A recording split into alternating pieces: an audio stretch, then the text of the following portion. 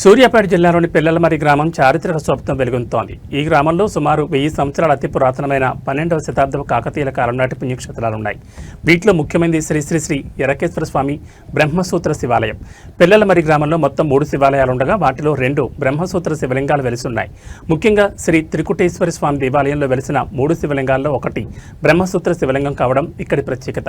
ఈ చారిత్రాత్మక ఆలయాలను డిఆర్టీవీ న్యూస్ స్టేట్ కోఆర్డినేటర్ మేడ మల్లేశం సందర్శించారు. ఆలయ విశిష్టత గురించి తెలుసుకునేందుకు ఆయన దేవాలయం ప్రధాన అర్చకులు మునగలెట్టి సంతేష్ గారిని అడిగి వివరాలు తెలుసుకున్నారు. ఈ ఆలయాలు కాకతీయుల నిర్మాణ శైలికి, శిల్పకళా వైభవానికి నిదర్శనంగా నిలుస్తాయని అర్చకులు వివరించారు.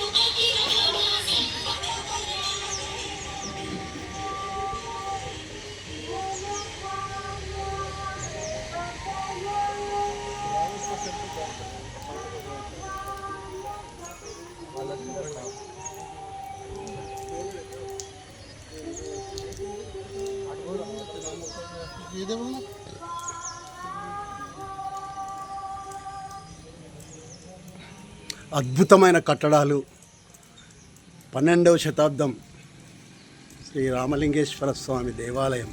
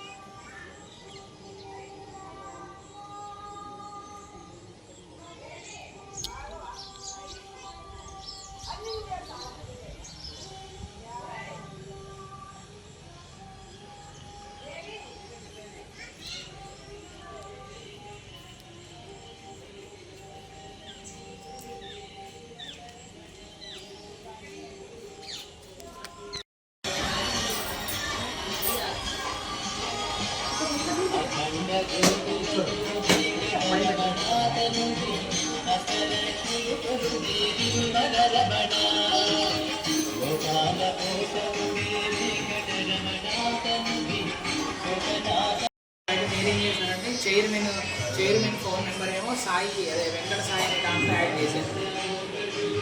సాయి పాత నెంబర్ తీసేసి చేద్దాం. దాదా అయినా కదా మనకి స్పాన్సర్.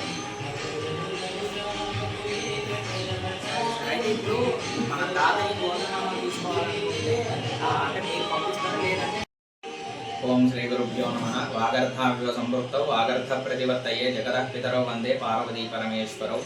చారిత్రాత్మకమైనటువంటి 12వ శతాబ్దపు కాకతీయులు ప్రతిష్ఠించినటువంటి దేవాలయాలు నేటి వరకు కూడా విశేష పూజలు అందుకుంటున్నటువంటి సూర్యాపేట జిల్లా పరిధిలో ఉన్నటువంటి పిల్లలమర్రి శివాలయాల్లో ఎంతో వైభవపేతంగా ప్రతి సంవత్సరము కూడా కార్తీక మాసంలో మరియు శివరాత్రి ఉత్సవాల్లో ఎంతో వైభవంగా నిర్వహించడం జరుగుతుంది.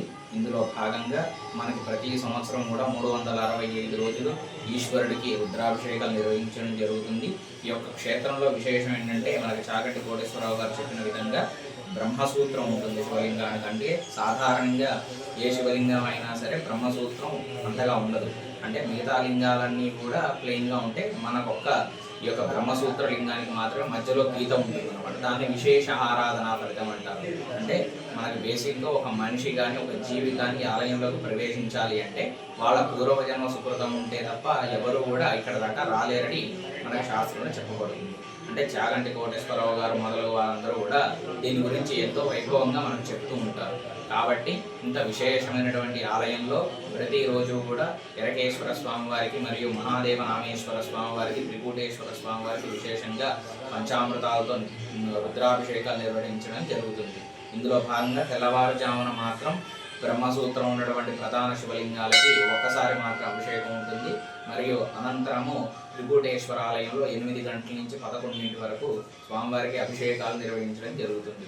తర్వాత ఇందులో విశేషంగా మనకి నందికి అభిషేకం చేస్తాం.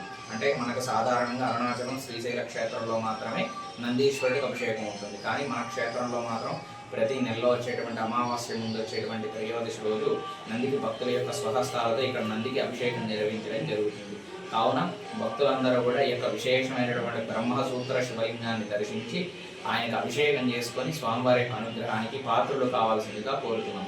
ఇట్లు ఆలయ వంశపారంపర్య ప్రధాన అర్చకులు మునగలేటి సంతోష్ శర్మ.